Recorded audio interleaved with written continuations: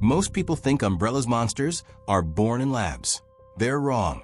They're born in meetings on spreadsheets, in polite conversations where someone in a suit decides exactly how many deaths can be written off as acceptable losses. The labs are just where the paperwork grows teeth. My job was never to create the monsters. My job was to make sure nobody could prove they ever existed. I started at Umbrella as a janitor with a key card I didn't deserve. Night shift, cheap uniform, fluorescent lights, buzzing overhead, while I pushed a cart full of chemicals down spotless corridors. On paper, it was a prestigious pharmaceutical company, curing diseases, sponsoring hospitals, donating to charities. In reality, there were floors that didn't exist on any official blueprint, and doors my badge suddenly worked on for 1 week and never again. I noticed the inconsistencies before I was supposed to. The same people walked out of B3 every morning at 6 with empty eyes and perfectly ironed lab coats. They never used the cafeteria, never stood in the coffee line, never laughed too loud. They moved in a cluster, like they'd been shipped in one container and never fully unpacked. Sometimes after their shift, the bio-waste room filled with bags that didn't smell like lab rats. The first time they asked me to cover for one of those guys on a restricted floor, I thought it was a promotion. They put me in a full hazmat suit, gave me a 3-page briefing. Don't ask, don't look, don't open the bags, don't read the labels. Your job is sterilization, the instructor said. Everything else is above your pay grade. I looked anyway. That's the thing about telling people not to look. It rewires the brain to stare harder. On the first cart, I saw a folder that had slid forward when I lifted a bag. On the spine, it said, T-Virus Human Trial Log. I froze for half a second, heart punching against the inside of a plastic mask, and realized that if anyone was watching the security feed, they'd already seen that hesitation. I slid the bag into the incinerator, closed the door, started the burn cycle, and tried to forget how the fingers inside had pressed against the plastic, as if they were testing how thick it really was. A week later, they offered me a new position. Unofficially, it sounded like this: you're sharp, observant, and you know how to keep your mouth shut. There's a department that needs people like you. Officially, the title was Evidence Disposal Technician. I signed another NDA. At the end, the lawyer underlined the clause about criminal charges. Just a formality, he said, without even trying to smile. The work became technically simpler and morally worse. They took away the mop and gave me access to furnaces, industrial shredders, acid baths, and secure wiping software. I destroyed documents, hard drives, tissue samples, photographs. Every night, I fed fire and acid with things that would have triggered government investigations for any other corporation on the planet. Umbrella had a different strategy. You don't argue about problems. You erase them. At first, I told myself this was normal. Every major company has secrets. Every pharma lab works with dangerous materials. I was just part of the sanitation system. But the trash changed. Instead of anonymous vials, I got containers labeled Subject 14B and Neuro Response Log Phase 3. Instead of rat toxicity charts, I saw ECG graphs with human names neatly blacked out. One night they brought in a batch of unmarked black bags. This was on a lower level than I'd ever worked before, down a hallway with no cameras and a manual log for access. A man in tactical armor handed me a clipboard. Under contents, it said, biological waste, contaminated. Under quantity, 27. I asked what exactly was inside, more out of habit than curiosity. He looked at me through the visor and said, things nobody needs anymore. I wasn't supposed to look, but one bag was tied badly. When I lifted it, a hand slipped out, human, wearing a hospital wristband. On the band it said, Staff, Level 2. I gently tucked the hand back in, tightened the knot, and started the furnace. That was the moment I understood that, in our classification, waste didn't always mean never alive. Somewhere between my 3rd and 5th year, my job stopped being destroy evidence and became design reality. They started taking me to incident sites. Officially, I was there as a biohazard cleanup specialist. Unofficially, I was the guy who turned a biochemical horror show into a credible household accident. We arrived at small clinics where refrigeration units failed, and every security camera conveniently went down an hour before. We cleaned up apartment buildings where a gas leak had blown out 3 floors, even though the gas company swore there was no pressure spike.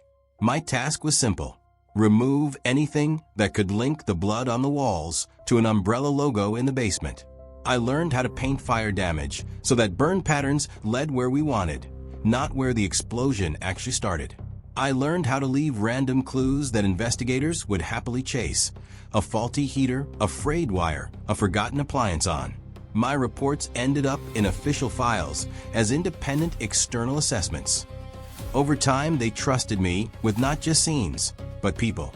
Inside Umbrella, those who knew too much were called human leaks. Some asked for a raise to stay quiet. Some cried in therapy. Some drafted anonymous emails to journalists. My division existed to make sure none of those stories ever made it to daylight. Some we paid off with exit packages big enough to buy a house far away and never read the news again. Some we sent to long-term rehabilitation clinics with ironclad non-disclosure agreements. Some we gave the kind of perfectly plausible highway accident that our own team would later help clean up. On paper, it was risk mitigation. In normal language, deciding who gets to live with their memories and who becomes another object on our own disposal list. Eventually, the scale shifted. We stopped dealing with labs and small buildings. We started working with districts, then cities. We did drills with the military, sat in rooms with local officials, planned evacuations in case of emergencies. On city maps, we drew red zones that existed only on our internal schematics. Those zones had pre-cut communication lines, redundant power, underground corridors. The city had no idea that pieces of its anatomy were designed to die first. I saw documentation related to Raccoon City long before the world heard the word incident. The files didn't say zombies, virus, or outbreak. They said infection level, media involvement index, recommended neutralization scenarios. One of the options flagged as extreme, red, total destruction of urban infrastructure, followed by reclassification of region as uninhabitable. Below that was a neat table of projected losses and costs. The numbers looked much cleaner than what I later saw in the photographs. When Raccoon City disappeared, I wasn't there during. My work started after. They flew us in when there was nothing left but skeletal buildings and glass melted into black puddles. Our job wasn't to rescue anyone. There was no one left. Our job was to walk the ruins and make sure nothing obvious remained. No documents, no containers, no logos, no bodies that could tell a story different from the official one. I stood where the police station used to be, staring at a fragment of wall that somehow survived. On it, you could still see a faded piece of the RPD emblem. Below, someone had painted the word welcome, probably on some long-gone happy day. I photographed it for the internal archive. That photo never appeared in any final report. After Raccoon, Umbrella learned a comforting lesson. The world will swallow almost anything if you package it correctly. Crash the stock market? Call it bioterrorism, successfully contained. Erase a city? Call it a radical measure to prevent a global pandemic. Remove dozens of employees? Call them heroic sacrifices on the front lines of science. The company expanded beyond one country. So did our department. They started sending me overseas. Africa, Eastern Europe, South America. Anywhere Umbrella invested in promising biotechnology projects through shell companies and charitable funds. The pattern was always the same. Poor region, corrupt officials, a lab in an old warehouse or mine, a leak, panic, then our arrival, followed by a carefully crafted silence. In one African nation, we helped the government contain an outbreak in a village. They locked people inside and told them it was food poisoning. We set up tents, brought medicine, took photos for reports. A week later, the village was gone from the maps, and a new research center broke ground nearby under a different brand name. On paper, it was a program to fight tropical diseases. In my private notes, it was one more line: successful cleanup. The more I traveled, the clearer it became that Umbrella wasn't a logo on a headquarters. It was an architecture of lies stretching across continents. In each country it wore a slightly different mask, but the skeleton underneath was identical. Create a problem, test the solution, remove all traces, declare victory, launch a new product. One night, in a secure office, I tried to put everything I'd seen on one diagram. I drew lines between incidents, countries, executives. What emerged was a web with no single face at the center, just a logic. A logic that said people like me eventually stop being employees and start being unnecessary nodes. And unnecessary nodes are easiest to delete. The first warning came quietly. My access to certain archives was reduced. Files I had personally helped write showed up as insufficient clearance. Emails started using phrases like minimize exposure alongside my name.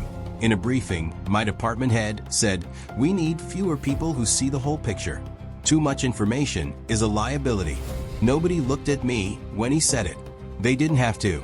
That's when I started building my own archive, not of documents, I couldn't smuggle those, but of memory. I wrote down facility names, dates, coordinates, key surnames. I encrypted them, hid them, emailed them to burner accounts labeled as spam. Not because I believed in justice anymore, just because I refused to vanish like I'd never existed. Inside Umbrella, there were multiple kinds of cleanup. Public, when people died in an incident, and everyone pretended to mourn.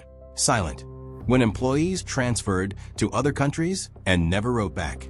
And the most honest kind, when someone went to work and simply didn't come home, and their chair had a new ID card sitting in it the next morning. I knew I'd crossed the survival threshold when they asked me to review an improved witness neutralization protocol. The document was about people from my own division, people who knew too much. At the bottom was a note: consider gradual replacement of high-knowledge staff with modular contractors. In plain English, they wanted to swap out people like me for rotating outsiders who never saw the whole thing. Today, I live under a name Umbrella never had in its database. I rent a small apartment in a city that never appeared in our reports. I work as something that sounds harmless on a business card: crisis management consultant.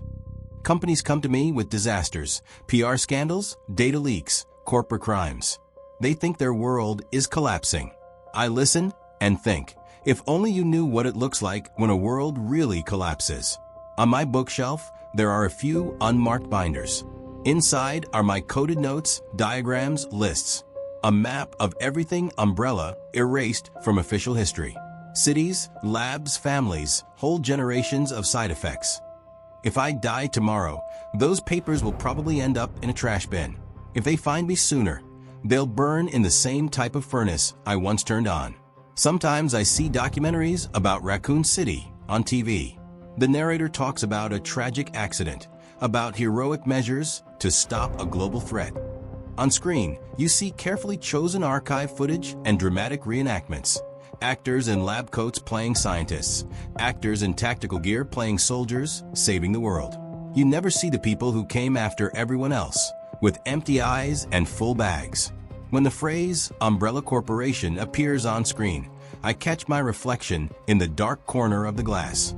The man who knows where all the bodies are never makes it into the frame, but he's always standing just outside it.